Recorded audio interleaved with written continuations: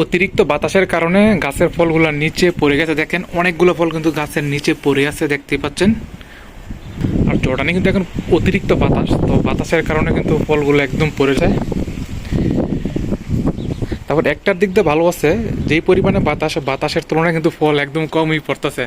আর ফলগুলো কিন্তু পেকে গেছে, প্রায় 2 মাস যাবত হয়েছে, তারপরে কিন্তু গাছে ফলগুলো এখনো টিকে আছে।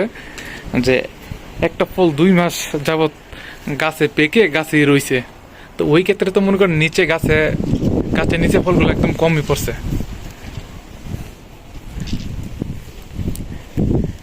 আর এদিক দিয়া একটা মালটা কিন্তু একদম পেকে হলুদ হয়ে গেছে। কিছুদিন আগে আমি একটা পারছিলাম।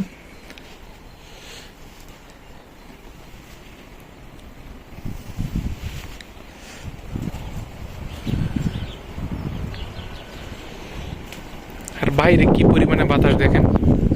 আসলে তো এখানে গাছ নাই, এর জন্য স্পষ্ট দেখা যায় না। দেখেন এইগুলাতে দেখেন ওয়ালের নিচে, আর ওই যে একটা কার্পেট আছে, দেন কার্পেটটারে এত পরিমাণে বাইরে যাচ্ছে। দেন কার্পেট কিন্তু অনেক ভারী, তারপরে দেখেন বাতাসে কিভাবে নড়াচড়া করতেছে।